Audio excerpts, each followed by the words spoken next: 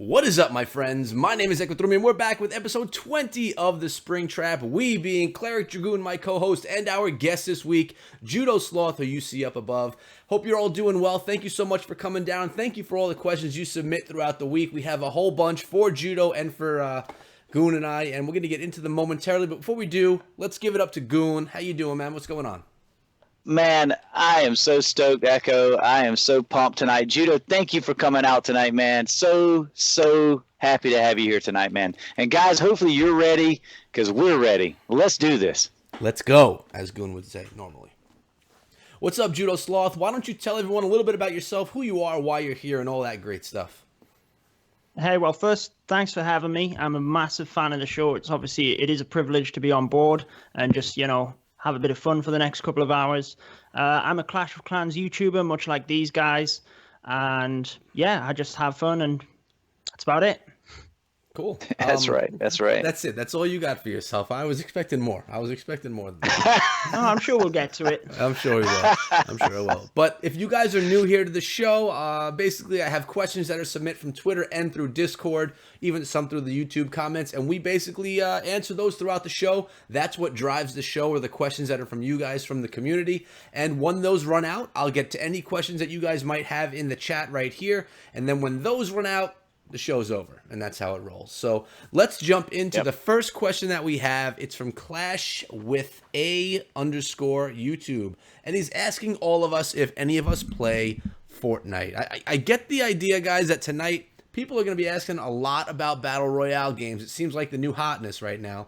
So I think that may be part of our conversation. So, guys, you play Fortnite? I know that I don't. I do. I play Fortnite on the PS4. I don't do a whole lot of content for it because there's a ton of people that are 100 times better than me, and I figured there's plenty of content in it for everybody with those guys. So I don't really show that content that I do in Fortnite, but I do play it. Casual, huh? Yeah, casual player. Nice. I've tried it, but I don't play it, to be honest. I play PUBG, as you guys know. I just can't get away with the building aspect, and I feel like it was a really fun game, but I just didn't have the time to commit to it to become good at that aspect, and it would frustrate me not being able to excel myself just because I couldn't build quick enough and things like that. So, and PUBG just, is better in my opinion because I'm more of an old school Call of Duty. I used to love the Modern Warfare and World at War. I didn't like the futuristic.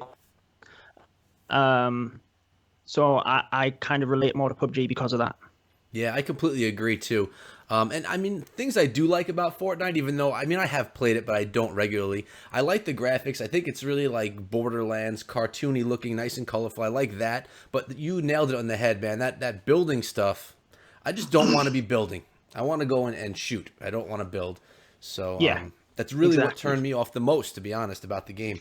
And PUBG Mobile is where I spend my time. Still not very good at that either, but I'm working on it. So well, for me, the Fortnite, the only thing that I have issue with Fortnite, the building doesn't bother me as much. I'm not like an architect or nothing, but I hate the level of guns in Fortnite. Like, it's hard enough to find a gun. Like in PUBG, we parachute down, you get a gun, and when you finally find one, it's gray and it's a garbage, and you're like, wow, like really, different like tiers of weapons. Yeah, so then you meet a guy with a purple gun, and he's just like, you're done, and forget about it. Next game. Yeah, no, I forgot about that, but you're right. We had Twig in the comments right here, or in the chat, I should say, ask a question. I'm going to get to it. With Facebook streaming started, would you guys consider doing our streaming on Facebook? Why or why not? Judo, you want to take that one? I know that you do some streaming here on YouTube.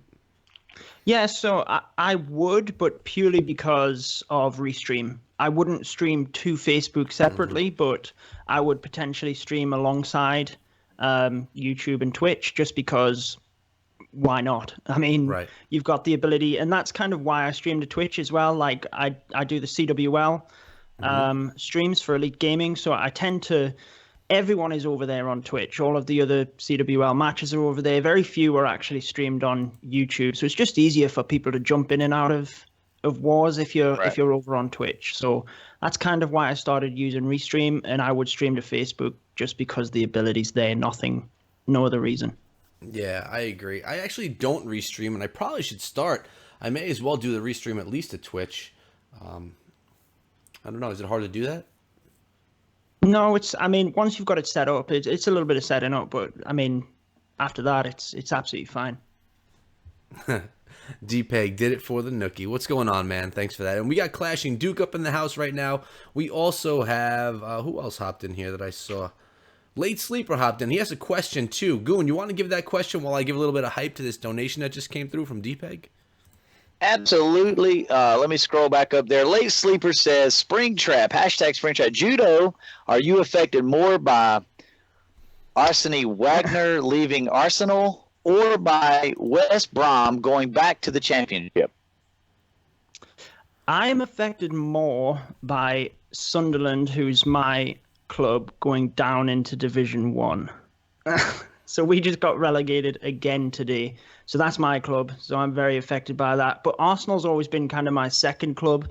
I've always appreciated their level of football and how beautiful it is, or soccer as you guys call it. Mm-hmm. So I am kind of gutted that he's leaving, but, you know, he's done an amazing job, and, you know, it kind of needs to happen for them, I guess. All right, so I got another question for you, Judo. It says, this is by Bulldog GSN. He says, Judo, is it real that you're going to stream for the French League HCL from ASKIP organization? Yeah. So I already put in there that, I'm not going to stream like the whole event, but I'm going to stream the semifinals and the finals. So yeah, Right I did on. the Clash Cup, That's the cool. French Clash Cup event, about 4 weeks ago now, 4 or 5 weeks ago.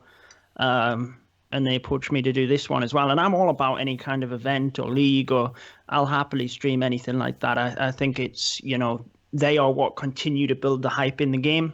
Right. And I loved doing the Clash Cup one. It was such a tight war, and it was so fun just being the 1 hour. And yeah, it was brilliant for anyone that missed it. Probably intense, man. For an hour, man. That's pretty intense. Yeah, For sure. yeah. We got our first Jet Blackheart came in from Clash Babes. How you doing? Nice to see you here. I got a question from Ophelia Melons coming in. What was your favorite food as a kid? Oh. Favorite foods, guys, as a child. Echo? I mean, I'm sorry, Judo? Yeah. As a child, I would probably say pizza. Yeah, me too. Same page right Can't get there. enough pizza. Probably A still kid. eating. For me, like, I don't know, man. Candy bars, Snickers, whatever, you know. Like, you talking about dinner or food in general, man? I mean, I don't know. I got a terrible sweet tooth, man. I love candy, dude. It's whatever, man. I still love candy. Give me a bag of gummy worms over Yeah. some spaghetti, and I'm good. Gummy worms are good. I like the sour ones, actually, especially. I like them all, dude. It don't matter. It Does the don't attack matter. look familiar to you, Goon? Oh, there I am, Pappy. That is you. Oh, this That is a terrible attack, dude. Dude, this attack is so garbage, man. It's so garbage. Yeah, I remember this. I barely got this one. We have a question. Actually, we had Shrek 300. It's not a question, but they said, I watch all three of your channels. I love all of your content. Keep it up, fellas. So thank you very much for that love. We appreciate it. And Right, Lil right. Marsk has a question for you, Judo.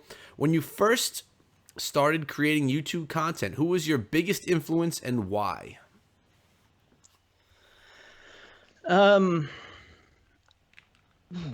I guess, I mean, back then I used to watch a lot of Call of Duty content as well. And I think T Martin was probably my favorite YouTuber at the time, who, funnily enough, I actually bumped into in the airport Oh, really? at Chicago, which was absolutely nuts to just bump into your favorite YouTuber in the airport. But anyway, That's cool. probably him. And in terms of Clash of Clans, I used to watch mainly Daddy, Mystic 7, and White Lightning at the time. Well, that was... and Yeah, Sheep yeah, Pat. yeah. Yeah, they're the Sheep same. He's the same guy, but he used to kind of go more by the name White Lightning when he was doing his Clash of Clans stuff. Yeah, So I they were remember the that. three kind of Clash of Clans YouTubers I used to watch mainly. So yeah, probably them guys. Goon and I have answered this question before, but I want to bring up one of the YouTubers who I'm inspired by is AliA. Have you ever seen AliA play before? Oh yeah, I Yeah. watch his content quite a Yeah, lot. he's fantastic. I mean, honestly, I don't even play Fortnite, but I watch his videos just because I just love how he puts stuff together. I think it's great. There was Hey, more. Very entertaining.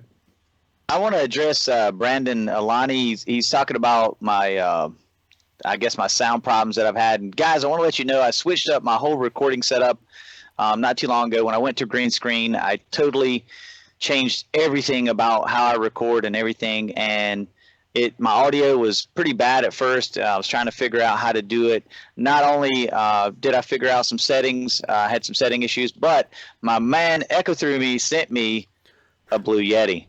So thank you so much for that. And guys, I shouldn't have any more sound problems after tomorrow. I think the last video that I made with the old setup was a PUBG video, and that's tomorrow. And after that, it should be solid. All of my audio from that point on should be good. I don't know if he's talking about right now or if he's talking about in your videos. He can let us know though in the comments, I guess. What mic are you using right now? Are you using your headphone mic or are you using the blue? I'm using a what is this thing, man? I just got it. The Astros? I'm using an Astro A60, I believe. Hey, you can get them in Walmart pretty cheap. So Okay. it's not bad. All right. The second part of that question could be a COC content creator. Oh, okay, that was part of it. Okay, how did you come up with your IGN? Judo Sloth, where does that come from? I had a feeling that question was coming. I'm glad it did because I don't know either. I've mentioned it on odd occasions, but I haven't really gone over it. But obviously, I do judo, so that's where that bit comes from. And I lived in America when I did judo, a bit more hardcore than I do now.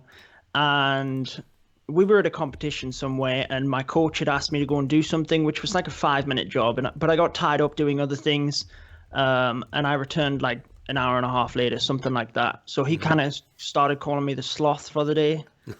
And that night when we got home from the competition, I signed up to Xbox Live because that was when Gears of War was kind of kicking off and we were all kind of jumping on that bandwagon.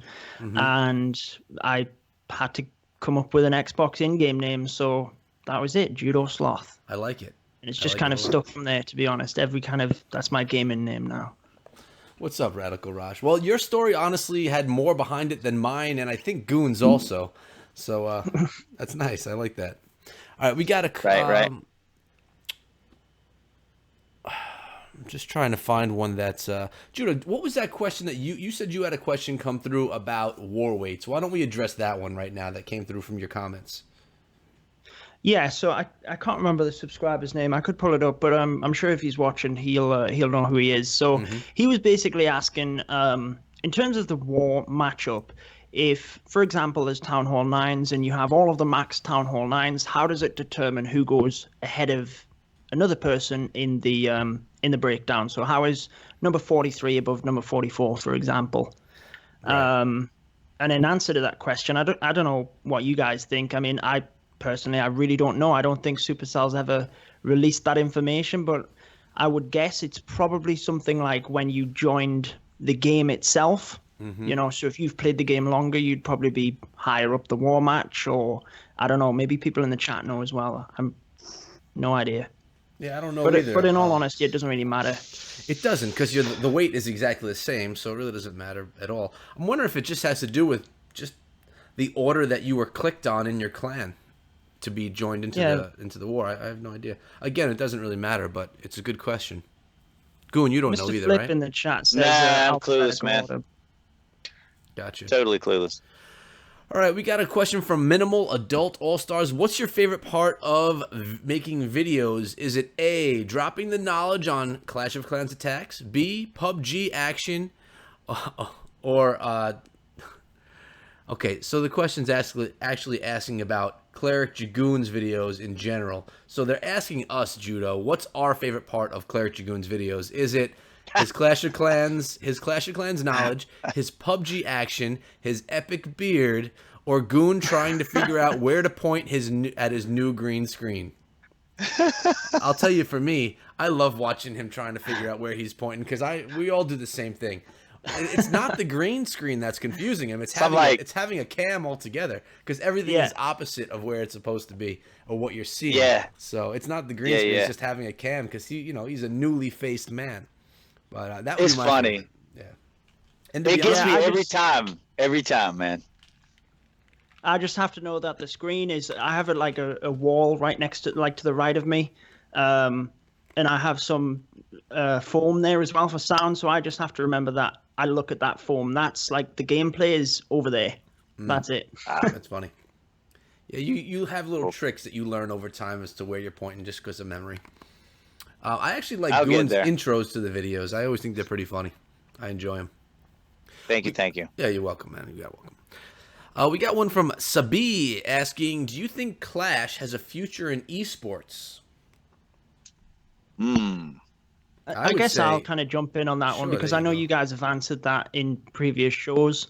But personally, I don't think it does either because it's just not that type of game. I mean, we can set up wars for streams and things like that, but in terms of when you see Clash Royale and you see the leagues and the kind of, all the build up that they have with the King's Cup and the World Cup, and that is just, it's amazing to watch. It's so, I mean, I don't play Royale anymore. I play it very casually. I'll jump on for the odd game, but it's just, I don't have the time for it, and it just frustrates me too much. I've already broke an iPad because of it, so that's kind of the main reason that I hung up Clash Royale, to be honest with you. But I just don't think it's the right game for esports. It wasn't built for that, and because of that, I just don't think it does. Yeah, I completely agree. Like you said, we've talked about it before, but there's no way to really make Clash of Clans big in esports, which is fine. It's just not a game that's developed for that, Exactly. But Clash Royale, sure. Yeah, I mean, it is developed for that. I mean, that's what it's there for, or at least can be. We got a question from Nedster from Divine Justice. That's the attacks we're watching right now, or at least the clan. For all three of you, apart from clan wars, what are the top 3 things that have been brought to Clash, whether it being a troop or something else? I'll tell you my favorite things first, or at least one of them. I love the snow every winter that Clash of Clans brings. I really do genuinely get excited about things being covered in snow. And this year, the snow didn't drop from the sky, though, did it, guys? It was just on buildings. It was not actually falling snow. No, we didn't get it properly. Which that made me sad. But I do love the falling snow. I do, I like the things that I like all the corny things, to be honest with you. I like the snow. I like the different token things you can get, like the different Christmas trees and stuff. For some reason, I don't know why, but I like that stuff. And my last favorite thing, I don't know. I can't say anything else because there's nothing else that's really new. I guess I'll let you guys go until I think of something. Is it new things or just things in general? Well, he was asking 3 things that have been brought to Clash of Clans. Yeah, like what's been brought to the game that it could be whenever. Well, I mean, for me, like I would say, clan games is a big deal. I'm glad they've done that. It seems to have definitely in the people we hang out with, Echo. It's revitalized a lot of them. They're really into clan games, so I think that was a big success. So hats off to Supercell for that. I like also the new collar that they're putting in game. I think that's going to help out with a lot of people. So that part's going to be really good. But the thing that I really like is a troop. And it called me crazy, but when they added the bowler, man, the attack strategies just changed everything. Everything, like every town hall, like it changed the game. Now some people hate the bowler because it does make things a little bit easier, I think, but that bowler has definitely revolutionized attacking at many levels. And so I'm glad. I like it. I agree. My favorite troop. I'm going to jump in because I thought of another favorite part, and that is the, what is that thing called? I'm going to go to it right now on the screen because I forget what it's called. It's the For You tab. I really like the For You tab. I think they put some, selfishly, I like the For You tab. I know you probably both do as well. But I do too. I love Yeah. as a YouTuber, that is my favorite thing that's come to the game. I really Yeah. like it. All right, you guys could jump back in. I just had to throw in my 2 cents on that one. All right, Judo, go for it, man. Yes. Yeah, so I agree with you, Goon. I think the clan games was massive in terms of participation. I think it was a very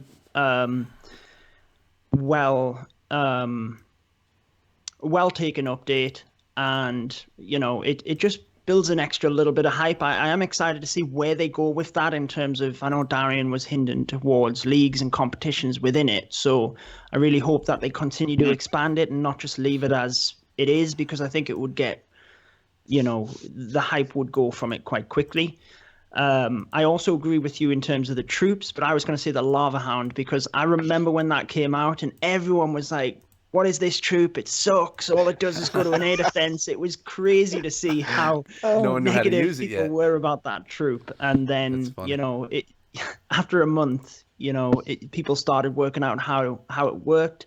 But I would say probably my favorite thing that was added way back, this is when I first started playing, was replays.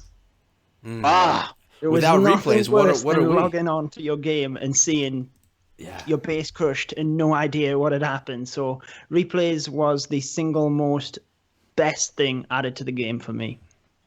I mean, think about how replays affect us as content creators. It makes what we do possible. Without it, we'd just be doing live attacks all the time. So replays, all day. For sure. Any last things you guys want to say on that topic, or can I move on? No, I'm good. All right, I'm going to take a couple that we got from the chat, although I normally hold them until the end. There's some ones that I really wanted to address. And one of them was from Abjit, and they were asking, how much time does it take the three of you to make one video? He's just starting his YouTube channel and looking for some knowledge. Do one of you want to take that, or should I to start? I don't mind. I mean, it varies on the level of video, to be honest. Yeah. And although some videos might not take as long now, there was a lot of setting up in the background to get to that stage. So even though if I'm just making a quick, I don't know, let's play video or something like that, you can just record one of them videos in one take, and then, so that might take, I don't know, 15 minutes. It might then take you 15 minutes to, make your thumbnail, 20 minutes, whatever it is, 15, 20 minutes to get it uploaded, all your tags. And so I can make a video in around about an hour, just a very quick one. But there's a lot of work gone into the background to get to the stage where I could do that. Even that type of video used to take me 3 or 4 hours. Agreed. But obviously, if you're making some kind of guide, I mean, that can take Forever. as long as you, it all depends on how deep you're going into it. All I would say to someone that is starting out is just enjoy doing it, and the time will not matter. Yeah, when I was starting YouTube and watching YouTubers, I would always watch like the tips of YouTube and stuff like that. And I could completely agree, if you're getting into YouTube to make money, go get a part-time job and you'll make 10 times more money than you do from YouTube. Like if it's for financial benefit, do not get into YouTube, because it will be the most frustrating thing. But if you're doing it because you love the game, then any money that might come your way is just like, it's like a bonus, because you're already doing something for fun and because you enjoy it. So then you're not feeling that pressure. And I'm going to add on to what Judo was saying, and I completely agree with everything he said, because there's all that setting up, and you make templates that you could then use again later on, so you don't have to make things from scratch, but they take time to make. But I've recently started making PUBG videos as well. They take me so much longer to make than a Clash of Clans video. Just because, think about it, Clash of Clans, we could look at our clan mates' attacks. We can utilize that. It's just easier to get footage. For PUBG, it could take me 3 or 4 hours to get a game that's worthy of showing on YouTube. That's just getting the footage. Then I have to do the recording, a lot more editing and cutting out boring spots in the middle, commenting over it. I mean, it literally could take me if I'm getting my own footage for PUBG Mobile, it could take me 4 to 5 hours from gameplay to editing to thumbnail to description to uploading, which is why I'm always welcoming people to share with me some of their best gameplays because it saves me hours.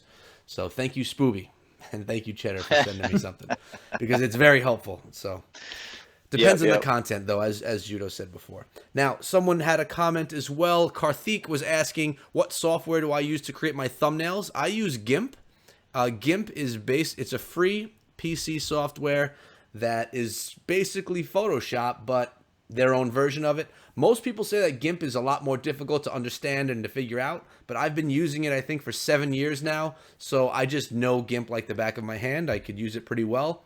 And I actually did get Photoshop because everyone was saying that's the thing to use. And because I've never used it, I was confused. I didn't get it. I didn't want to learn something new. So I just stuck with GIMP. It's free, and it works great for me. I have zero issues with it. The only thing I would say for someone new is that it's, it's difficult to learn. But YouTube helps with that. There's a lot of people with tutorials. What do you guys use for your thumbnails? I use this right here, a Note 8. That's it, guys. Boom. I'm about as low tech as they come when it comes to that. I keep it simple, man. And how about you? Yeah, Ricky? I use a free app also. Judo. Which one? Sorry, I thought I interrupted you there. I use Pixlr, which is a website, and then you just basically load your image into that. It's very much like a basic Photoshop. So I have GIMP as well, and again, very similar to your situation, Echo, I kind of downloaded that with the intent of starting to use that for my thumbnails, but I was just going to have to put a lot of time into learning how to use it. Yeah. And I was quite happy with my thumbnails with Pixlr, so I kind of just stuck with that, to be honest. I don't think there's anything wrong with my thumbnails and using that, so I kind of just stuck with that. Now, I want to make some comments about both of your thumbnails, because both of you, I have something worthy of saying, I believe. First of all, Goon, your thumbnails that you're coming out now with for PUBG, I love. I just love how you're making them. I don't know.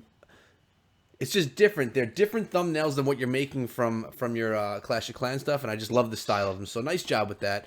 And Judo. Thanks, man. Your thumbnails are different, man. Like, if I look back 6 months ago to now, I honestly thought you had someone making your thumbnails for you because they changed so much in your style. Did you change your style or your inspiration behind thumbnails, or did you just kind of develop into what you're doing?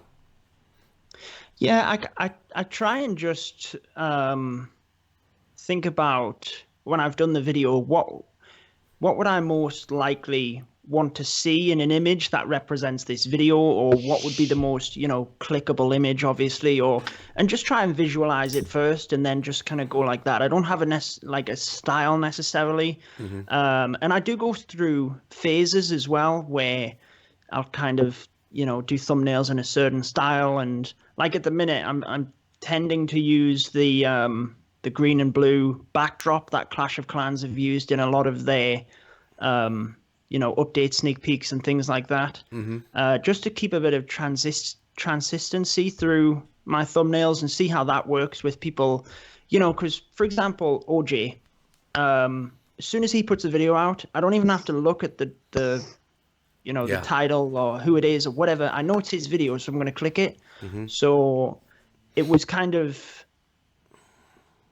along them lines. I'll just see how that goes for a bit, but I tend to just do whatever, to be honest. I don't have a particular, style or anything like that. I'll just make the thumbnail where I think is going to be best. Yeah, I get it. And it's totally true, though. When I go through my YouTube subscriber feed, you could tell certain people, you just know when it's a Goon thumbnail, when it's a Clashing Duke thumbnail, because they have that certain style that they're just always using, and that's cool. It's kind of like a brand without actually throwing your logo on things, which I don't like doing. I don't like putting my logo on my thumbnails, personally. But I think too, I will say this for me, like our content group, you guys know who you are, but Echo and me and several other ones, Duke's in there, we all kind of get around and talk sometimes and show thumbnails, preview, whatever. And I think we also kind of help each other in a way. Like Echo is exposed me to a different thought process on some of my stuff and the way that he titles. And there's even times that I've went to him directly, or Duke and some of the other ones, and ask them, what do you think about this title? And they might say, dude, that title is fire. Or they might say, man, that title sucks, dude. And so, I mean, I think that exposure with that group has helped me kind of develop my style. I think it's changed over time, definitely for me as well. So definitely that exposure is a good thing. I don't know if I've helped Echo at all. I don't know if that's happened, but he's definitely helped me. You help me every day, man. What's up, Spoonie? I agree, though. Just, bouncing around ideas and, we all learning off each other. It's always nice to see when, I've had a lot of help through, the YouTube that I've done. So I always love to, help other people that are willing to help themselves. You always get them kind of odd-ended things like, oh, will you do a collab, or will you do this, or shout me out, or and you look at their profile and they've done one video and they've stole everyone else's thumbnails. Yes. Just oh my God, those people. If you're willing to help yourself, I'm willing to help you, but I'm not going to take time out of my day to help someone that's just going to take. Yeah.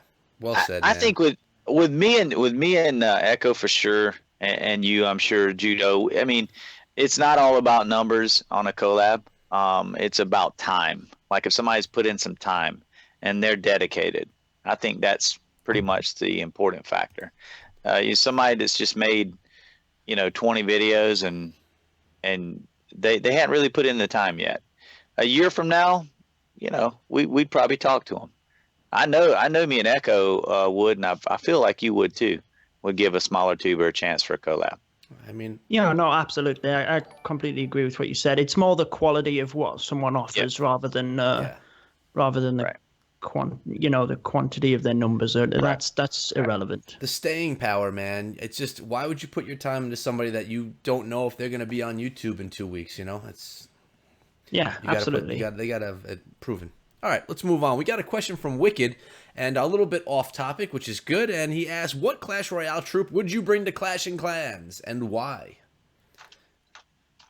I can jump straight in with that because I know exactly which one it would be. Because, and I've thought about doing a video as well, just discussing all of the things that I would want to have in the game, because I've never done anything like that before, and I know other people have done videos like that, and I've always enjoyed listening to their point of view. And I know I've got a ton of different things that I'd love to see in the game, but I love to see different mechanics. So like the Lava Hound, how it's the only troop that goes to an air defense. It's the only troop of its kind. That's what I love in the game. So I would bring across the Bandit without shadow of a doubt, and I would have it so you could customize yourself which building it went for. So if you wanted to gamble and put it on the town hall, it would just go to the town hall, similar to the miner, but obviously it would then be completely exposed to all the defenses. So it wouldn't be that effective. You would have to use it correctly in order for it to be effective. Or you could pin it onto an air defense or an inferno or whatever you wanted. And I just feel like strategy would be completely changed with a troop like that. That's a good idea. So that would be my idea, the Bandit, absolutely. All right, I want to just call it right now. I'm putting out a video tomorrow on how I want to see the Bandit in Clash of Clans. You guys cannot take that content. That's mine. What is the Bandit? Tell me what the Bandit is, so I'll know.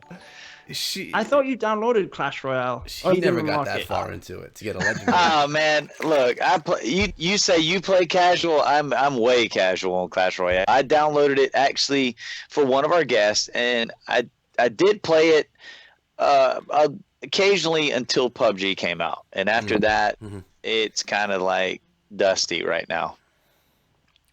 Let's be real. It's not even on your phone anymore. You guys, I was going to open Clash Royale and find out when I last played, and I don't even have it on my phone. Ooh, wow. Rip. That's rough. Rip. That's rough. Let me see if it's on mine. If I had to choose one, I'm thinking about a whole bunch that would be good, but I think that the Prince would be cool, just because the Prince is like the charm of Clash Royale. I don't know what he would do in the game. What are you showing me there? It's on It's there. on I there. see that. It's still on there. It's still on there. No, in my just- defense, I got a new phone just like last month, so I haven't got around to downloading it yet, but I'm doing it now. 30 days ago. Wasn't enough time for Judo to do a 20-second download. That's funny. All right, we got some questions from Rolex right now. If you guys don't know who Rolex is, you've seen him in my PUBG videos, Spooby's PUBG videos, Powerbank's PUBG videos, Goon's PUBG videos. He's basically all over our PUBG content because this guy is a beast. He is amazing at PUBG. So good that I don't even see enemies before he kills them, literally all. I either die in the game or get 0 kills at the end because he's so great. So he has a couple of questions. One, and they're all for you, Judo, I think, or most of them. Judo, when are you going to start playing PUBG Mobile with the big boys? And he gives you a wink. And I know you did start playing, so I guess how long ago did you start playing, and what's your plans for PUBG? I love PUBG. I play it every night with mainly Mr. Flip, who's in the chat, but that's just because our time zones coordinate. Well, not necessarily time zones, it's just that he never sleeps. So, but the main issue for me is time zones. I would be all over, jumping in a game with anyone, but people aren't online when I'm online. That's the negative side of being in the UK, I guess, in terms of content creation as well. Like we've talked about doing videos together, Echo, but it's more getting the time when, I get up at 3 a.m. in the morning, for example. That's the main issue. Yeah, but and it is 3 a.m. for him right now, guys. Yes, wow. Yeah. But, I hey, think creators, that's what we sacrifice, guys, is sleep. Yeah, all of us. Wicked's Every one saying of us. it. All of us. If you are serious about being someone on YouTube, you just don't sleep. I got 3 hours of sleep last night. I mean, and that's just kind of right. I wouldn't say normal because normally I get around 5, but still, that's not a lot of sleep. What's up, Ward? How you doing, man? Thanks for coming through, brother. All right, so we got another question from Rolex for you, Judo. Again, what made you start YouTube, and what are your favorite things about it? I started YouTube, much like a lot of other people, I feel, I was in a clan and started getting a bit more competitive, as I tend to do with any kind of game. I just naturally start to get competitive with it. Mm-hmm. And people were just making the same mistakes over and over, not luring the CC. That was back when you could lure heroes as well and things like that, not funneling correctly, just basic stuff. So I made a couple of little videos that aren't even online, to be honest. They were just literally shared between my clan. I don't even think I've still got them. And I really enjoyed that aspect. And I talked about, when I first got addicted to Clash, and I used to watch all of these YouTubers, I always thought that I could kind of jump in and offer my kind of advice as well. Because what I've always tried to do is bridge that gap between the expert player and the beginner.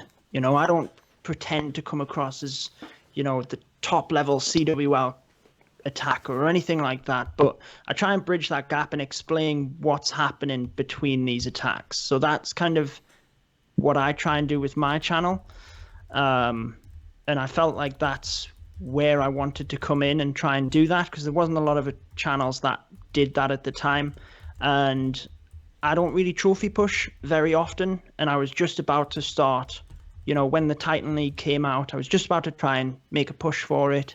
So I thought, what better chance to kind of start making content. I'd played Clash right the way through my master's degree and definitely didn't have the time to commit to YouTube or anything like that. Even though I'd thought about it, I'd made them videos for my clan mates, but I just didn't have the time. And then when that happened, I'd kind of just graduated. I was going to trophy push. I thought, why not make a couple of videos? And they're still on there, but like everyone else, you grow with your content, don't you? If I watch them videos back now, it is it's horrifying. You got to make a cringe video. We need to do that, because I've seen Ash do it. I've seen Galadon do it. I think we need to do it eventually. Yeah, definitely. We got Adam asking. Just a mixture of things. Adam's asking right now in the chat about Falcon at Town Hall 9. Is it a gimmick? Is it wearing off? I think Falcon is extremely strong attack. Actually, Riggs is the one that kind of named it Falcon. He's in the chat, or at least was a moment ago. I just had a war. I just covered a war from Kronos, and all of their Town Hall 10 attacks but one were Falcon attacks. It's probably even stronger at Town Hall 9. It's an unbelievable attack, very powerful. I don't think it's just a gimmick. I think it's here to stay. What do you guys think about Falcon? Absolutely. Right now, man, Valks are so strong. Like for a while, Valks kind of weren't utilized at all. Like they were just kind of there, but nobody seemed to use them. But man, all of a sudden somebody was like, hey, what about these redheads? And then next thing you know, boom, they're everywhere, man. All the clans I cover are using Falcon. It's a great attack. And I think that it's always been a great attack. It's just like it was forgotten or something. I mean, Valks were just forgotten. Yeah. Yeah, I was just about to say that. You know, I think it's funny how the meta kind of shifts and things get forgotten. Like right now, I feel like the miners have been forgotten. You know, they took that little nerf. Well, I say little nerf, a reasonably sized nerf in terms of having the troop, but you just don't see it anymore. And that's just because it's not that it's not a strategy. It's just not as effective right now. It'll come back, I have no doubt. I remember when Valkyries, 2 years ago or something, when all you would see was mass Valkyries. That was it. That might have even been before the bowlers. But I think as well, like Riggs does a great job breaking it down on his channel, and I think that you then get to see why it works, not just it's not just spamming Valkyries in. He's describing base designs with it and why it works. And I agree. I think at Town Hall 9 and 10 it's very effective. And I'm surprised I haven't seen more people do it at 11, because you have that extra Valkyrie level. Anyone that is in the chat from Red Elite will know that I've tried it in a few wars, and I've just came short with it. And I'm not like the most expert of attacker, but there's been a few bases that I've seen that I thought, I'm going to try the Falcon on this, and I've nearly done it at Town Hall 11. So I'm surprised that other people haven't, It's been done. It's been done at 11. I've seen it done. I hadn't seen it yet. I just thought it would be a bit more popular. I just tend to see Bullwitch and Lava Loon at Town Hall 11 and the occasional Hog Rider attacks, but I rarely see anything else. Do you think there's a more powerful fresh hit attack than a Bullwitch, in your opinion? No, I don't. Not at Town Hall 11. It's my go-to strategy. I know what base designs I'm looking for. I've got pretty slick with it now. And actually, I do it a lot differently than what everyone else in my clan does it, and I do it how TT taught us how to do it. I know obviously Echo, you had him on the channel. Stole our TT away, my man. He's obviously over at Elite Gaming now, and I do my Town Hall 11 Bullwitch the exact same way he does it at Town Hall 10. And it works great because we have a couple of different people in the clan that love to do that strategy, and the way that I do it doesn't always work against, a set base layout. So the different variations of it as well work nicely. But in answer to your question, no, I don't think there's a better fresh hit attack at Town Hall. I agree. I totally agree with you. Yeah, I agree. I'm jealous that you have TT, man. I miss that guy. He's an unbelievable attacker and such a great he's dude. An absolute beast. When I was in Bada Bing, he was a huge part of my content on the channel. I would have him featured, have pro tip videos from him all the time. Good guy for sure. We got a funny question that came through right now, and I'm not going to answer it either, but I'm going to let you guys answer it. I'm going to actually want to hear what Goon has to say. It's from Zombie Hunter. If you had to delete one right now, Clash Royale, Clash of Clans, or PUBG, let's actually cut out Clash Royale and let's just say Clash of Clans or PUBG. Which one would you delete right now? I was going to say that's easy. Wait. No. He said Clash Royale, so I mean, this was easy. Well, I could delete it now. I mean, I could answer his question and do it at the same time. But now, if it came to Clash of Clans or PUBG, oh my God, dude, that would be a heart wrencher because the games are totally different. Like, PUBG is hot. It's absolutely smoking right now. Yeah. But I've played a ton of first and third person shooters on the PS4, and eventually I burn them out. I mean, if they don't change the maps, they don't do something to keep that game fresh, eventually it will, I'll tire of it. But Clash of Clans, I've been playing for 4.5, 5 years. I mean, so it would be a gut punch to have to delete any one of those, any one of those games right now.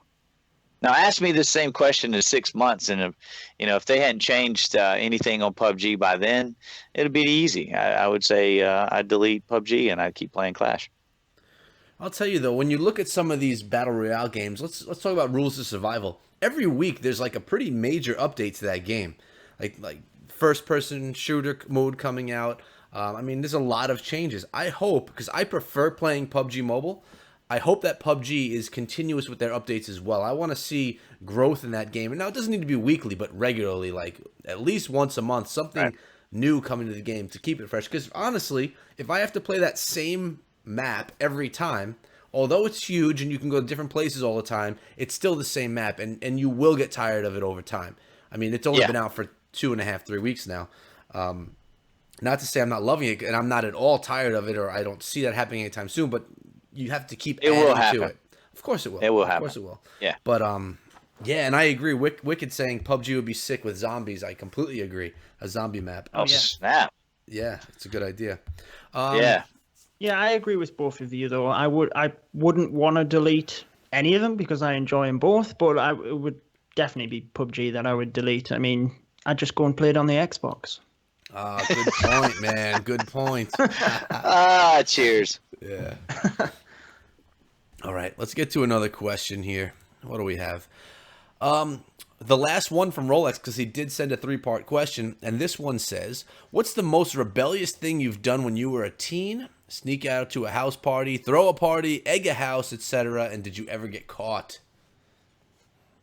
Goon probably doesn't remember back that far when he was a teen. Come on now. Come on.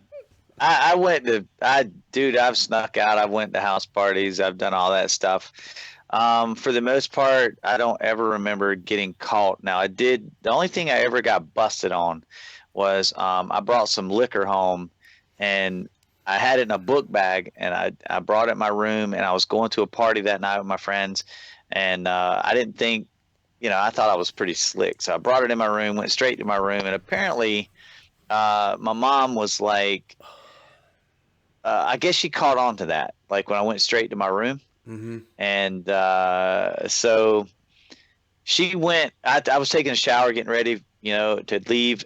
And dude, she found my liquor. And by the time I got out of the shower, it was all dumped in the sink. And I was so mad, dude.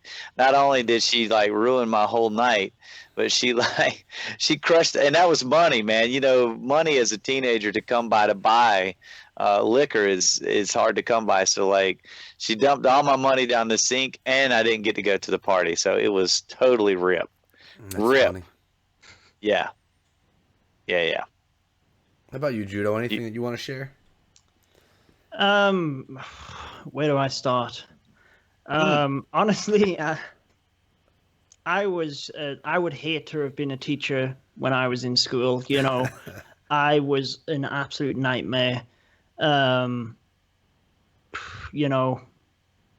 don't have any stories in specific necessarily, but on numerous occasions I've thrown stuff off the teacher, tripped them up.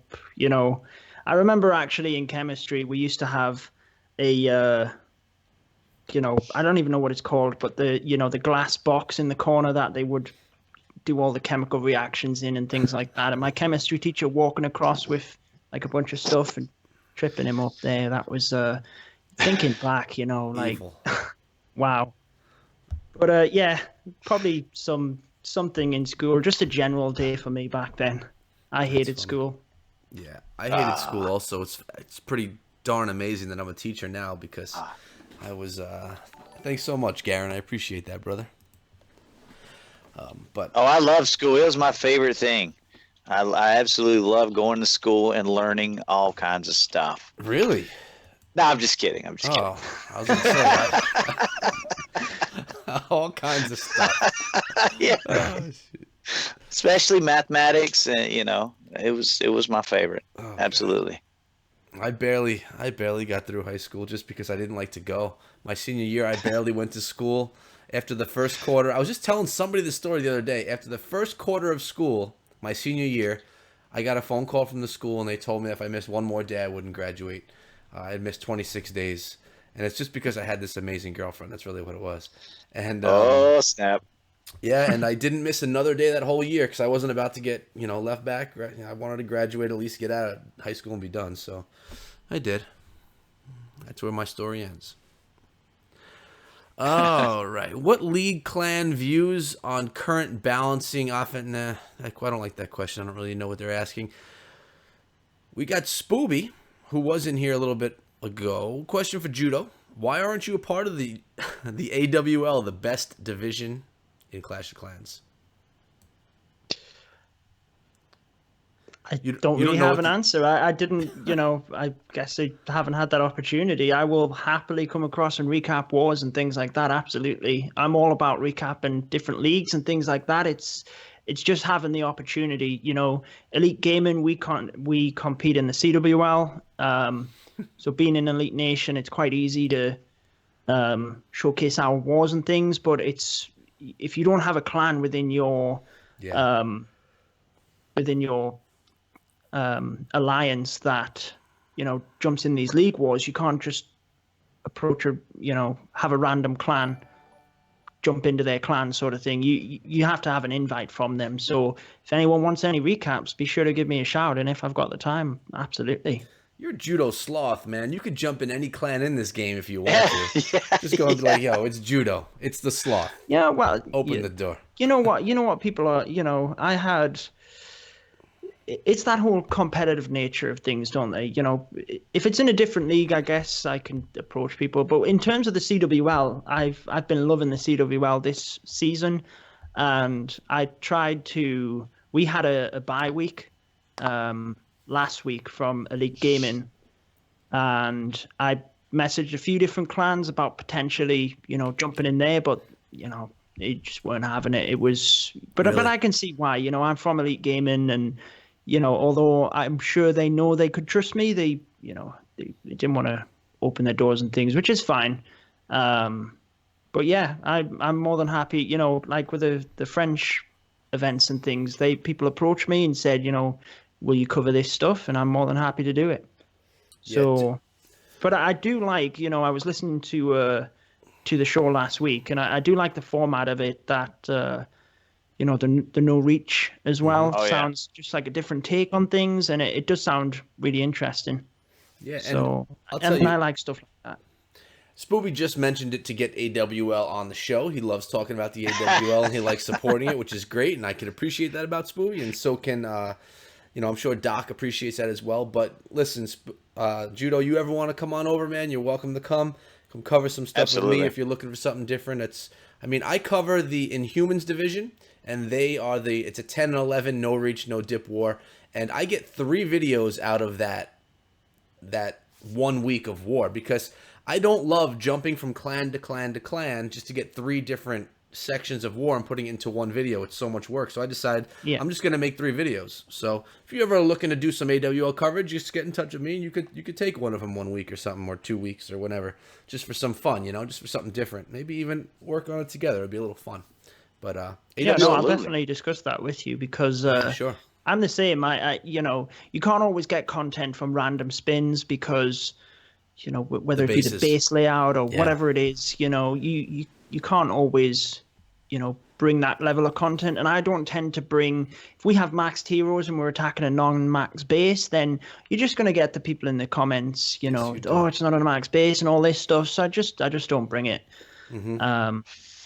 So it is a bit more difficult to bring content from the regular matchups, especially the ones we get nowadays with the engineered bases and things. No one wants to see that stuff.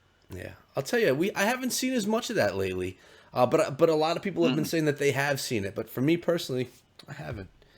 But I guess it's still there. It's not away. We've been on a bit of a bad run with it at Red Elite.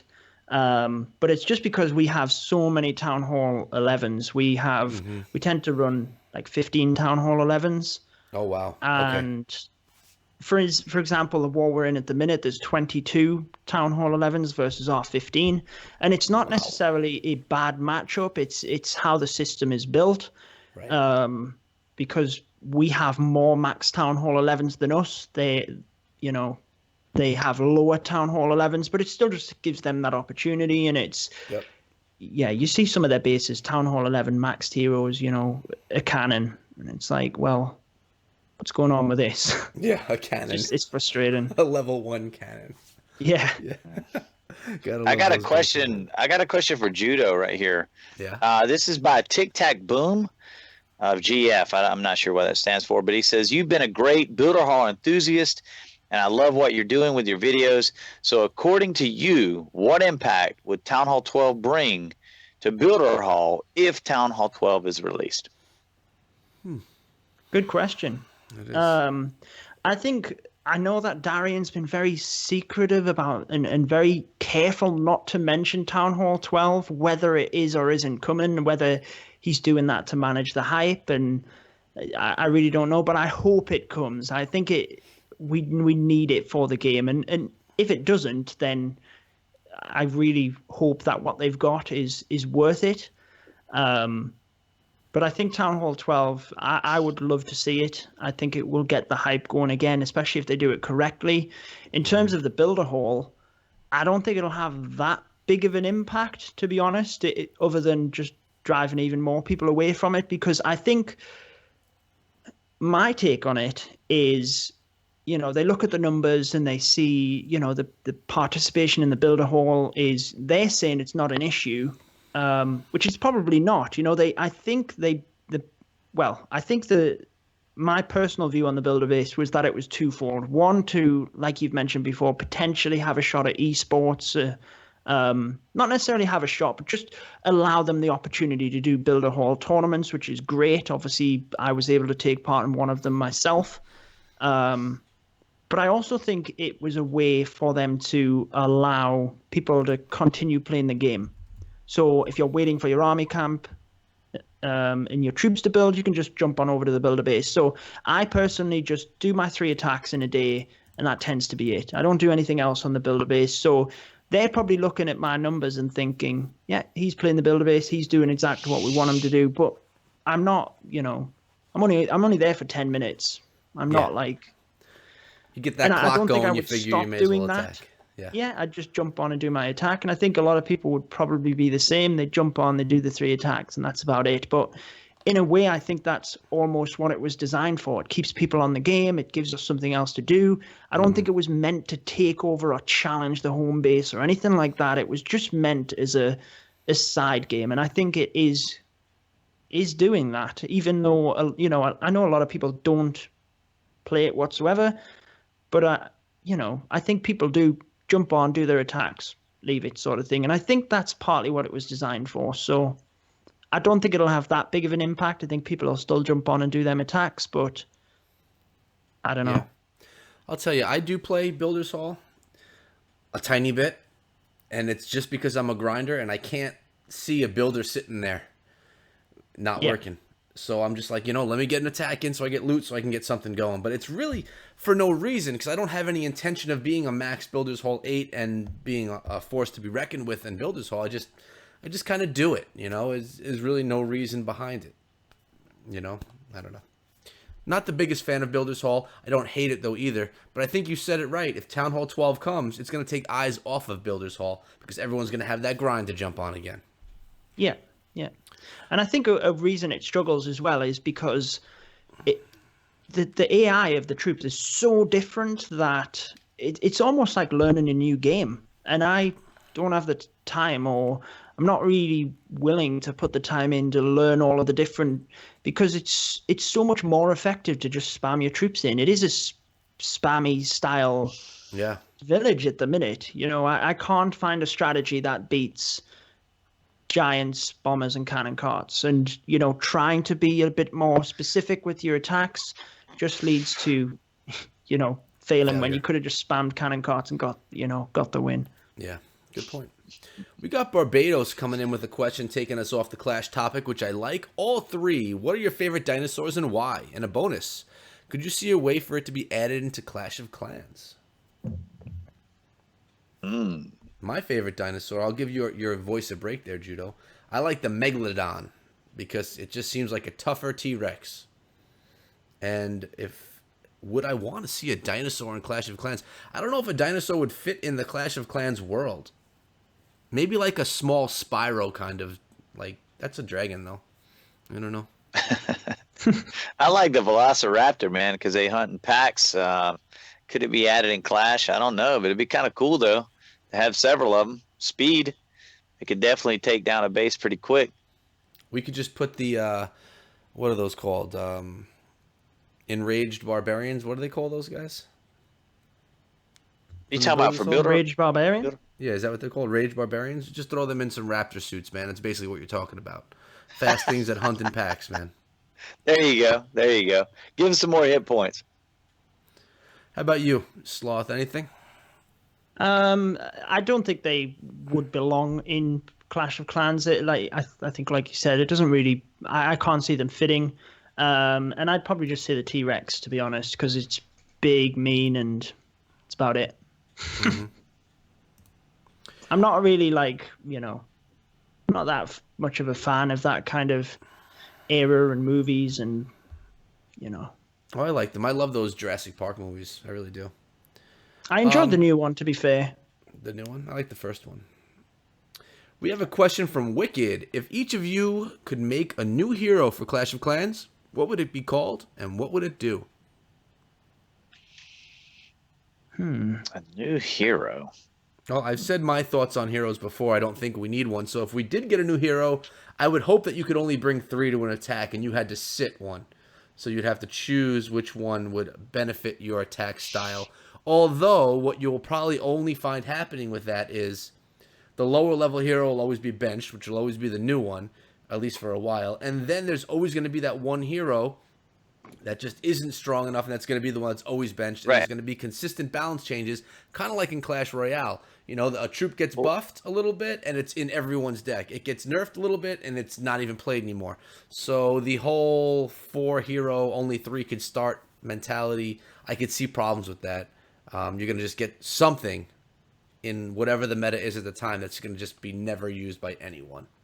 So, well, what about this? What about a farming hero? Like I think Corey Burton says, Goblin King. It doesn't go to war. It would just be for farming. It can only be utilized when you're doing farming raids. That'd be interesting. That better. I like that because that's all it can be used for. I think you're right in terms of 3 heroes. I would like to see. I mean, it would have to be something completely different that would be, useful in some strategies and not others, to force you to rotate them. So, and I like customization in the game. So I love how the Grand Warden, you can put him on air or ground. I know it's very minimal, but I just like being able to customize the troops a little bit like that. Like, I would love to see, let's say, for example, the Golem, you could have a faster Golem, but one that didn't have as much health, and you could toggle between the different types and stuff like that. But getting back to the hero, I'd like to see something based on air that you could take to your air attacks. I know we have the Grand Warden, but maybe, I don't know, maybe like the Dragon or something like that, and you could toggle whether you wanted it to just target defenses, but it would be a lot slower and a lot weaker, or it could attack everything, or just something that would be a different mechanic that would change things up, basically, is what I would like to see. Okay. If it was to be added. But I don't necessarily think it's needed. I think if a new hero was added, though, like you said, they would have to limit the amount you could take to war. Which would be a problem in itself, I think. Even though I think it's the way to go, I think it would have its issues. Magnus Games asks, what's the weirdest thing you've ever seen in someone else's home? I have the answer to that. I have the answer to that, but I'm not going to say it. Yeah, mine's pretty inappropriate, too. I don't know. I don't want to embarrass Goon, so he's laughing because he knows what I'm going to say. Whatever. So I'll tell you guys the story. I went over, recently Goon and I have become good friends. I talk to him almost every day on my drive home from work. He's like my drive home girlfriend kind of guy. And he invited me over to his house recently, and I got to meet his family. It was really nice. But he took me into this back room in his house. It was a very weird room. It was demonic even. I mean, the lighting was weird. There were things like weird straps and things hanging from the walls. And there were hot dogs with suction cups on them stuck on the floor. I don't really know what It was so weird, and I said I wouldn't want to eat a hot dog with a suction cup on it. That just seems weird, because what do you do when you get to the suction cup? And it was just a really awkward room, and he was really funny when we were in there. He was looking at me weird and, like, giggling a lot. And so I just said, why don't we go to the game room, man, and we'll play some games. But he kept me in there for a while, but I was able to get out, and we kind of just got on with the day. But it was odd. It was a very weird room. I don't know if I'll be visiting that room again, so... I almost had the straps on him, dude. I almost had it. I almost had him, dude. So that's the weirdest thing I've ever seen. Thank you, Tron, for the donation. I appreciate it. Sorry, I mean, I'll briefly go into mine, but I'm not going to go into any kind of details. That's but some of you know I work as a physical therapist, and as part of my training, we had different placements where you, as a student, you go to visit different hospitals and etc. in order to learn different areas. And one of mine was a community placement. So I basically went out to people's houses, and in one person's house, they had pictures of themselves doing not so good stuff. Leave it at that. Really? Yes. That's funny. I still feel like I might be on YouTube somewhere, like pranked or... That's funny. What was that show called when they used to throw pranks on people? Oh, I think there's been a few of them. We had one in the UK. I think it was called Balls of Steel. One of them in the UK, and they did like different. There was different pranksters to different things. Oh, ours was called Punked here. I don't know if you had Punked. It was on MTV, and they would. Just, we had that too. Yeah, Punked. There they go. They said in the chat right there. Yeah. Adam says I liked the room. I actually didn't like the room. It was very awkward. So we got a question here coming from Random Clasher. This is a question we get all the time, and it's just the nature of being a Clash of Clans YouTuber because Clash of Clans has been out so long. Do you think Clash of Clans is dead? When I started Clash of Clans, there were tons of YouTubers. Now few, but they're not getting viewers. So what do you guys feel about Clash of Clans being dead? We are Clash of Clans YouTubers. Still here. Not going anywhere. Yeah, I think I can see gameplay in the background of the stream, so it's definitely not dead. And it kind of... I hate getting into all the negative side of things like that. I mean, sure, it might not have the hype that it used to have. People might not play, but that's just the nature of it being a 5-year-old game. I think, if people saw the amount of people that play the game, and there's no question that it's anywhere near dead, and it just, I don't know. I don't even get into that whole negative side of things because you see it in the comments all of the time, and it just frustrates me. Mm-hmm. But no, I don't think it's dead by any stretch of the imagination. You see some of the leagues and things, like you said, you just have the AWL just set up, and you see some of these leagues and the work and level of commitment that some people put into that is just breathtaking. It's far from dead. It might not have the hype that it used to have, but that's just the nature of gaming, Yeah, no, I agree. And of course, like anything that is at one time number one, there's only one way for it to go, and over time, it's going to go down. I mean, it's just like a hit song. You get a hit song. It's hot for a month or two, and then it goes down. Doesn't mean it's still not a good song. Doesn't mean that people don't listen to it. It just means that it doesn't have that initial hype. And that's what's happening with Clash of Clans. It's still one of the top grossing, not the top grossing, the top played games in the app stores. So if you're looking to do mobile game content and you want one of the top 10 games, Clash of Clans is going to be one of them. And there's people that are leaving Clash of Clans. We don't have to go into names of who is, but people are. There's multiple reasons. Maybe that there is not the audience that they used to have. Maybe they're just getting tired of the game because they've been playing it for 5 years and they want to move on to something new for themselves personally. Or maybe they see opportunity in something like the whole Fortnite, Battle Royale, PUBG, all that stuff coming out, and they figure that they want to try and take it up on that. There's many reasons why people give up, or I shouldn't say give up because that's wrong. But maybe many reasons why people move on. but that just opens up opportunity for other people that are in that same space. You know, if others move on, that gives you a little more room, and maybe you become more relevant in that space. So I don't think it's dead. I don't mind your question asking about it because you didn't ask it in a negative way, but there's a lot of people. Someone came into the stream today and just spammed in their answer. Why are you watching? Clash of Clans is dead. And, you know, it's not... that's what I mean. It's not true, and it's frustrating. But it just shows that there's people that are on the internet that are trolls that just want to get a rise out of people, and that there's people that actually care about the game. And to be honest, Clash of Clans has the best community of people. Agreed. I mean, Judo was talking about this earlier, and I meant to say it, but how he was willing to help people as long as they're willing to help themselves. Like, that's coming from someone who's been doing YouTube for years, who's established himself on YouTube, and he's a generous person that cares about others and that's willing to help. And there are so many people in this community, both YouTubers, Clashers themselves, league creators, that are just great people. And it's a great place to be, even though the game is five years old. So I'm done ranting. Shall we move on? Yeah, sure. All right. I got one from... I will say this. I think it's almost a trend right now with some of the larger tubers to make these shocking videos. We use the term clickbait, but kind of shocking videos, and it's guaranteed to make somebody that loves Clash click on it and watch what they say about it. But in the end, most of the time when you click on it, it's nothing like the title. The title just kind of like, oh, Clash is dead. Oh, I got to watch this. And then they go in and go, oh, you know, he's not really saying it's dead. It's just, anyway. Yeah, so I think it's a trend right now. And I think if they keep doing that, obviously, you know, it'll start planting seeds. But I think right now the game is pretty strong. I don't believe it's dead in any way, shape, or form. However, views have went down, but I think that was more to do with, at least for us, I think it had to do with school and things like that. Our views dropped immediately when school took back in, but when the summer hits, the views will be back up. In my opinion, we'll be back and everything's cool. But I do not think the Clash is dead in any way, shape, or form.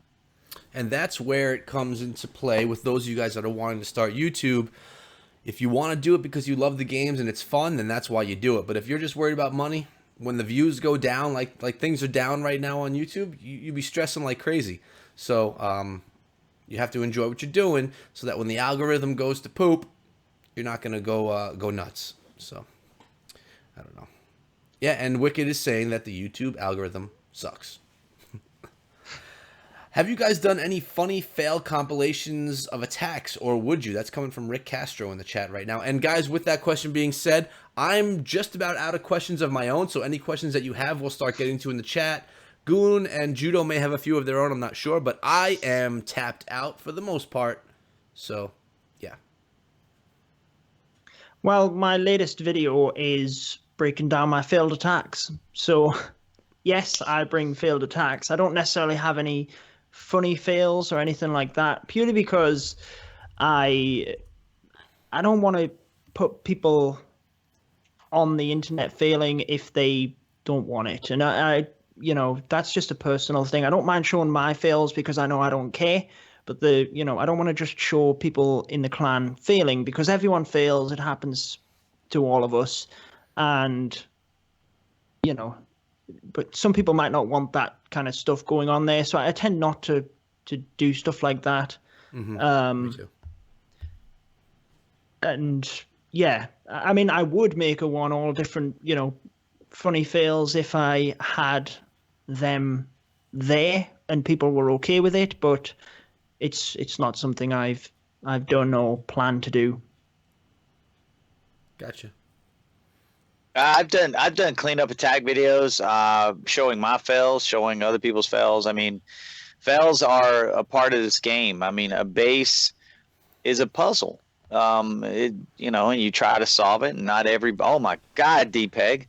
Holy smokes! Anyway, thank you so much, brother. You can't always. I swear, you can't always solve the puzzle on the first try.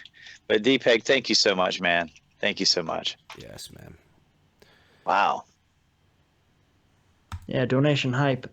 Yep. Wow. Yeah, definitely, so much, man. definitely. Goon, you could eat tomorrow night, man. I swear, man. I swear, bro. Thank you so much, dude. D-Peg, you took him off his chat. I don't even think he finished his sentence, to be honest with you. I don't even know what I was talking about. He just blasted my brain right there. Boom, just exploded.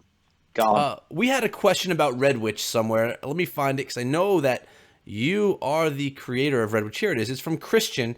How would you three peeps modify Red Witch in war as a Town Hall 10 attack? Troops, spells, boulders, miners unlocked, relatively new to Town Hall 10. So obviously you have a Red Witch fan right here. Your attack strategy there, Goon. How would you modify it for a Town Hall 10 attacker? I'm going to tell you right now, dude, I don't know that you have to modify it. I watched some stuff today that blew my mind, dude. Town Hall 9 strategies are starting to literally go straight into 10. I seen Grundinators. I made a video recently about it. I've seen a ton of different attack strategies that were strictly town. HGHB. I mean, come on. HGHB on a Town Hall 10.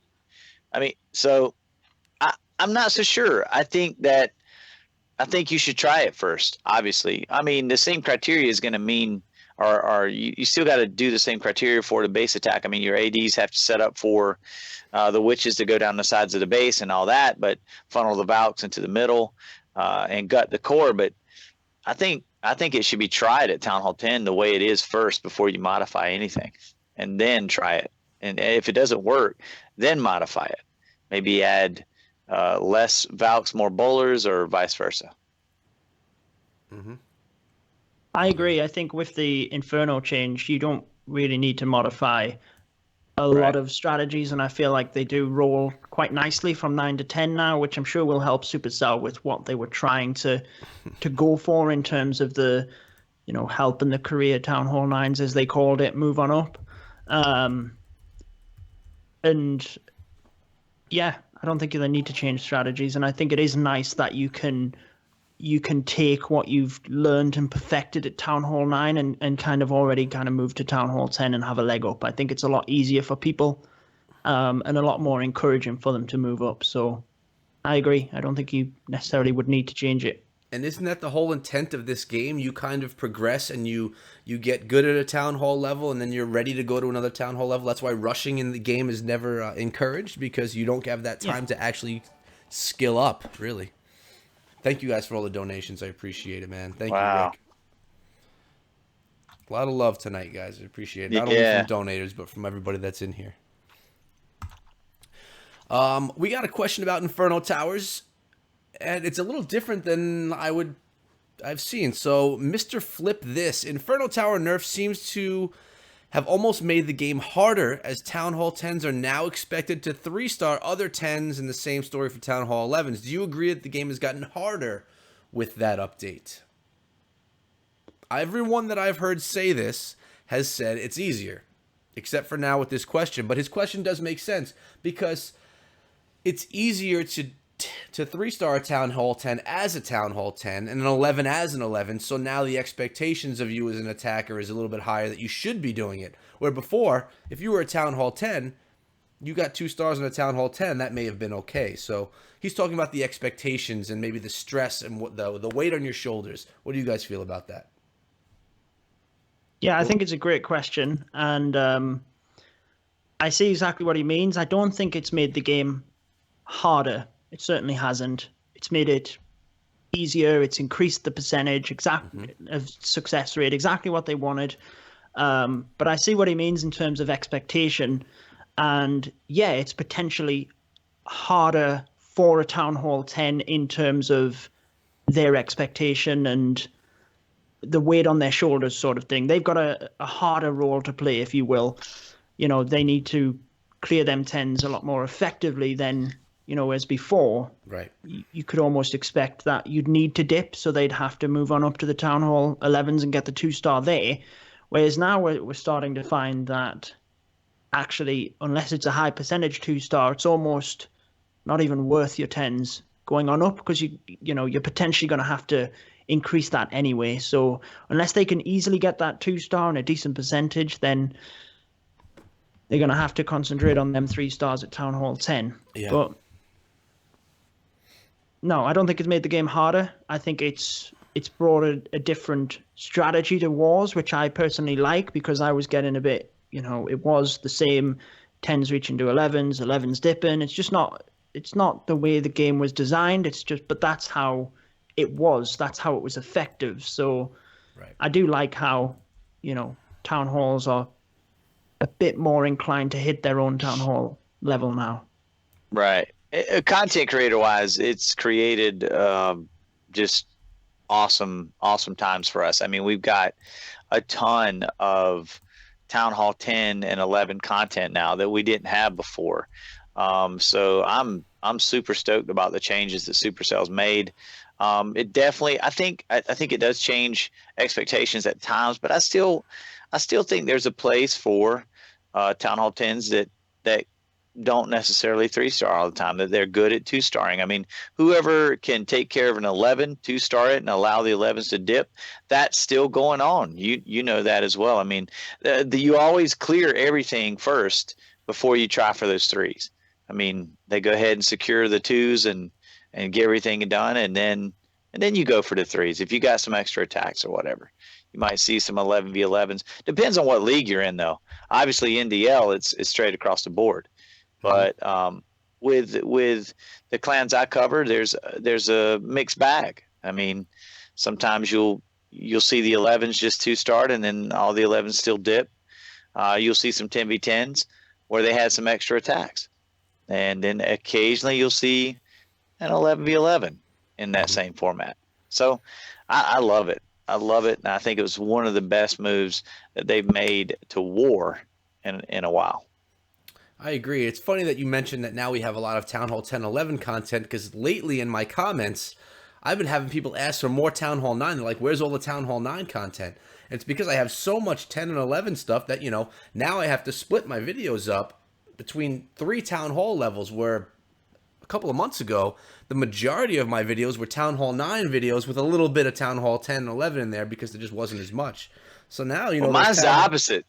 Mine's the opposite. My viewers want Town Hall 10 content. I show too much 9, but I'm in Town Hall 9. So I mean, it's I don't know. Maybe I favor it. I don't know.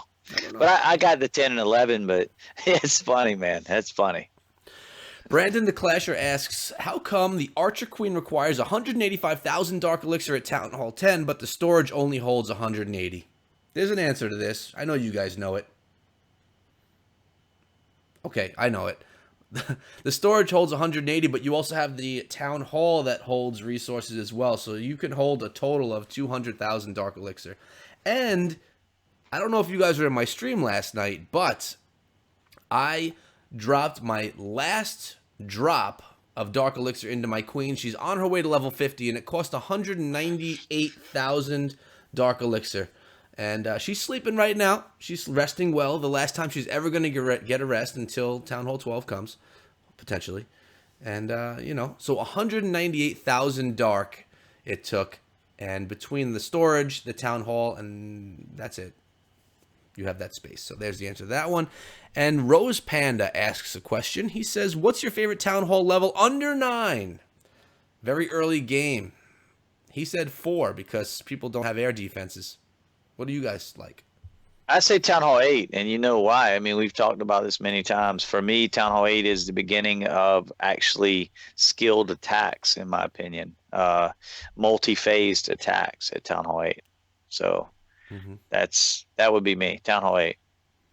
Yeah, well said. That's exactly my thoughts. So, Town Hall 7 is just dragons or hogs, however you want to do it. But Town Hall 8 is when you can really start getting into a bit more of the strategy and, like you said, multi-phased attacks. And for me, that's always been a personal favorite of mine, because the success rate is very good as well, that you feel good about your attacks and you have that motivation. And that's kind of, again, what Supercell was wanting in terms of the Town Hall 10 and 11, wasn't it? Town Hall 11 at 3 stars just weren't even seen. So where do you get that motivation? But Town Hall 8 is when you can really start having a bit more variety of strategies. So that's why it's always been a personal favorite of mine. Definitely. Now, I was thinking of Fortnite, guys. If you play Fortnite or at least pay attention to what's going on, they took out tilted towers in Fortnite, correct? I'm hearing that. I played lately. So that was an overused area in the game. It had too much popularity. It was just being used too much. What I heard is that Clash of Clans is removing Town Hall 9 from the game because it's just too used, overly used. People are not progressing, so they're just taking it out. They said, screw it. I'm just getting rid of this Town Hall level. It's just overused. It's played out. I'm going back to 8. Okay. Korea Town Hall 8s. Just kidding. Those of you that don't understand sarcasm. Okay, moving forward. What changes would you guys make to the in-game Clash Caller system? Do you think we'll ever see a sleep mode on the Clan Castle? And that is my last question I have. Sleep mode to the Clan Castle. That means so that if you have troops donated to you for war or something and you go to sleep at night, someone attacks you, those troops are gone. You know, remember when you, like, we're in great clans now, competitive clans. You ask for something and a minute later you have your troops. There are a lot of people in clans where, you know, you could, and I remember from when I started Clash of Clans, you go to sleep, you wake up in the morning, you still don't have troops because maybe you got 20 people in your clan and, you know, they don't gem stuff, they have to wait and cook it, or they just aren't on the game. So they're talking, you know, a button where you could put your clan castle to sleep so those troops are never deployed if you get raided. I think it's a legit idea, dude. I mean, honestly, I don't think it would be that hard to implement. I'm not a programmer though, but it don't seem that hard. No, don't they do that with the heroes? Can't you sleep your heroes? Yeah, that's what I was just about to say. Yeah, I'll let you say it then.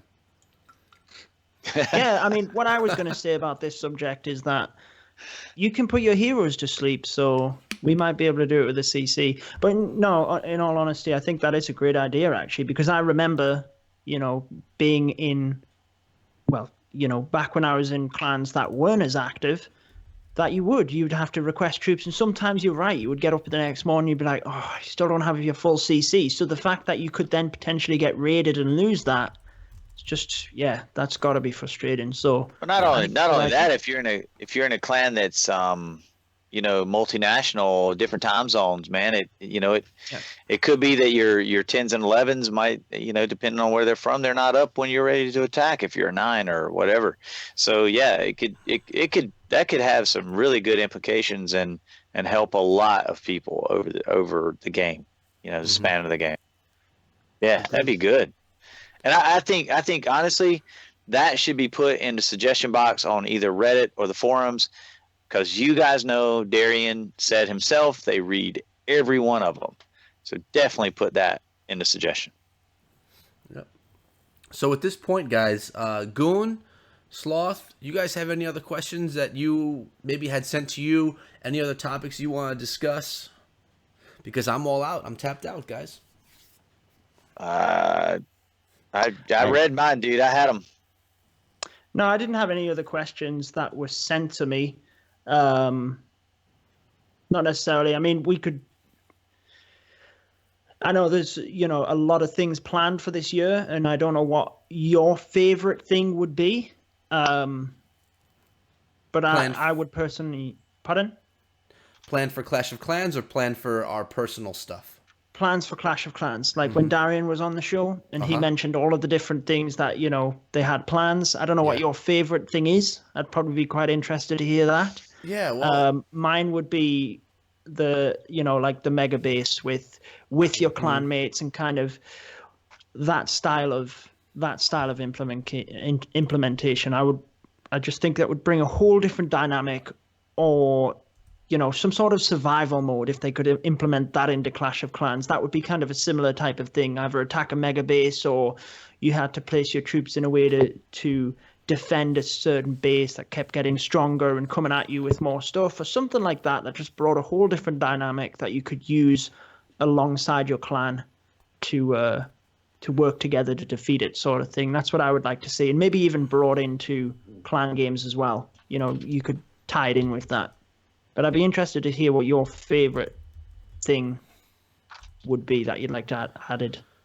Well, I like that idea. I mean, it's basically bringing Boom Beach over to Clash of Clans with that working together, mega base type stuff. It seems cool. Yeah. I mean, the thing that I would like to see most is what everyone wants to see, and that's Town Hall 12. I like to see a couple of new troops come along with Town Hall 12. Again, I could care less about the heroes.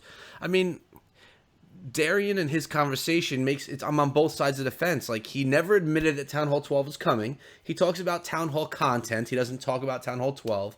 But then he hinted about, like, someone asked about blue walls, and he mentioned, like, he teased that could actually be a possibility about another wall level being blue, which makes you think that they're not just going to add more walls to Town Hall 11. Is going to, you know, so I would love to see Town Hall 12 just because it's just more content. It's more stuff.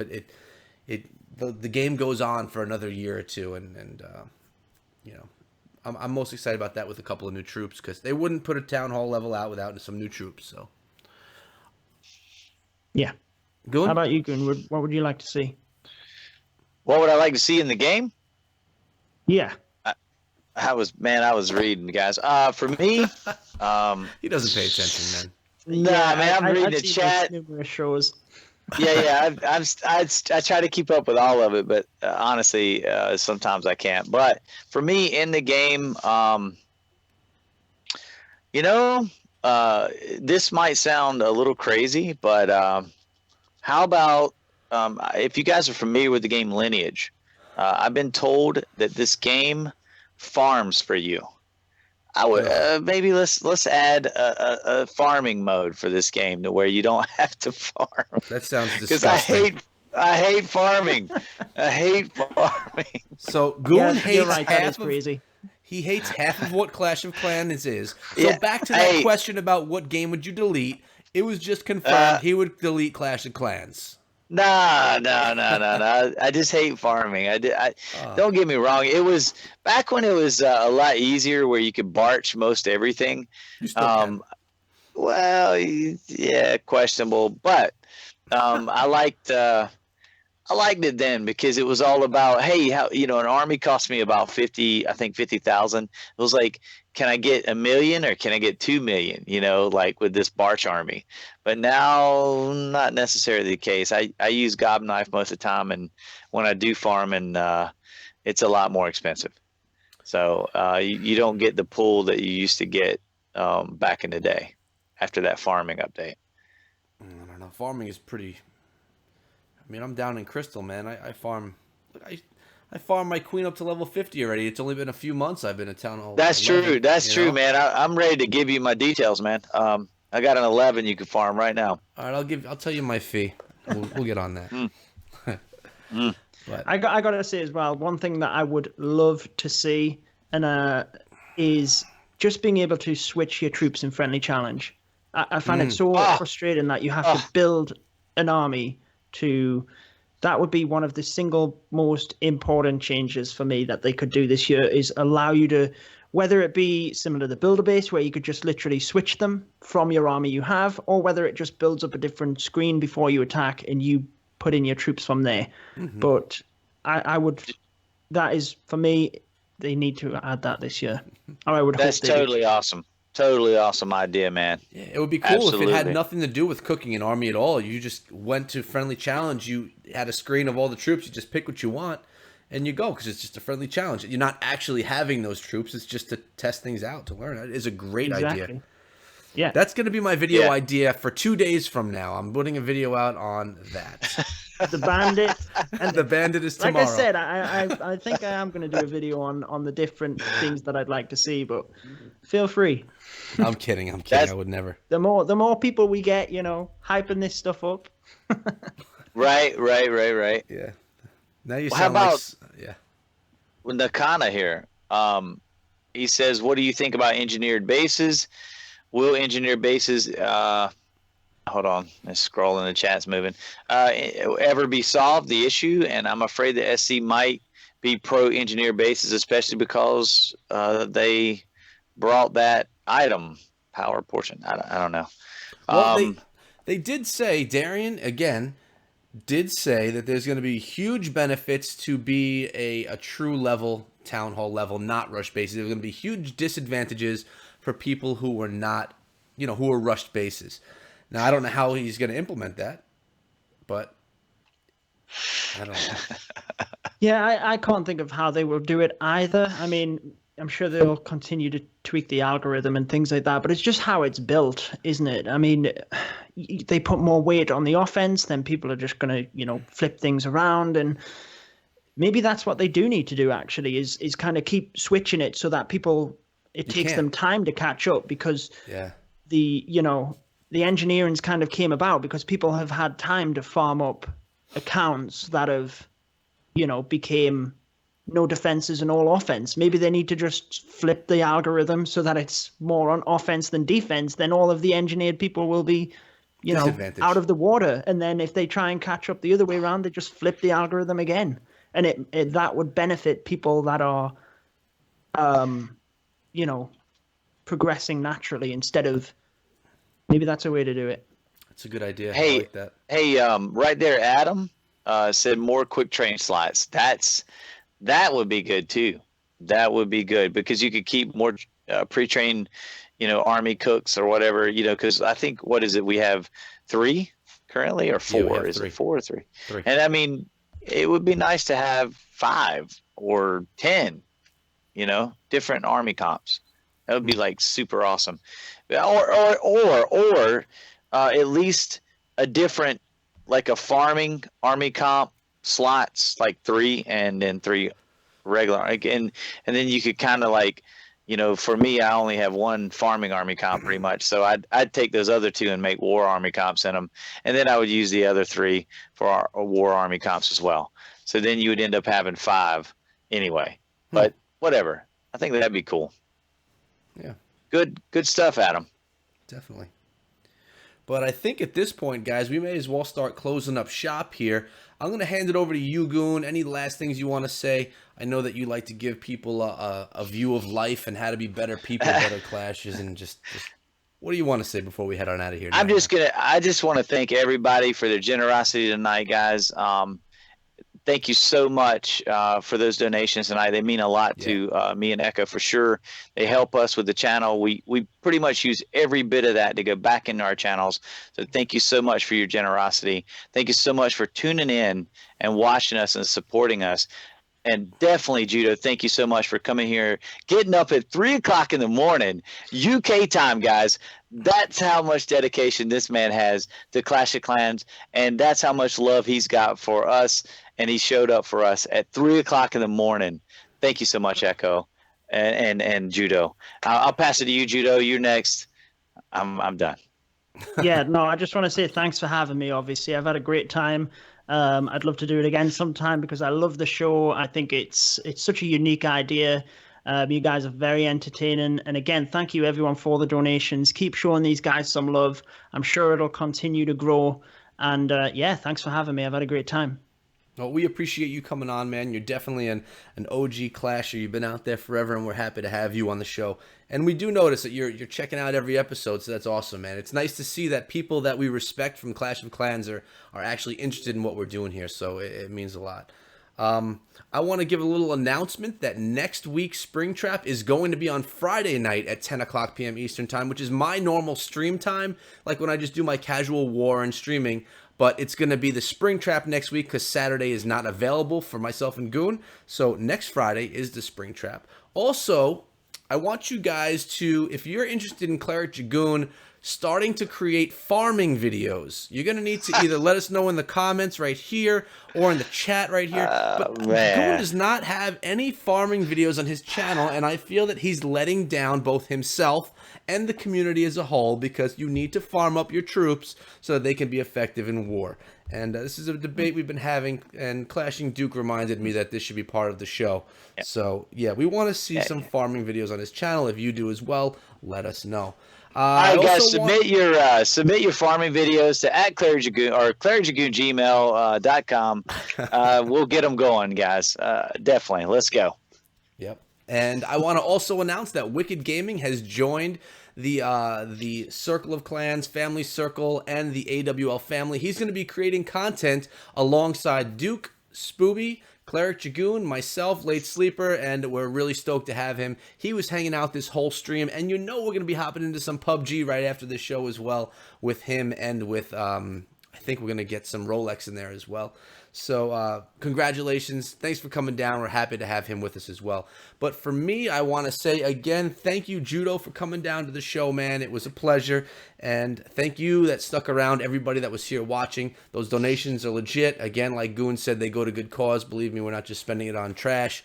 And I guess that's it for today, guys. Thank you for coming down. We appreciate and love you guys for it. 20 episodes down. It's pretty good. 21. Who's going to be our guest for next week?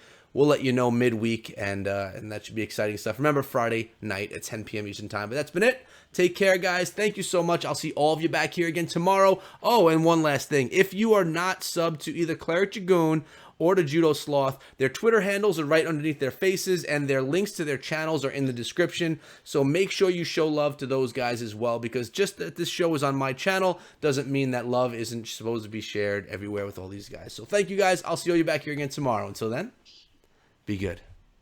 Or be good Thanks, at guys. it.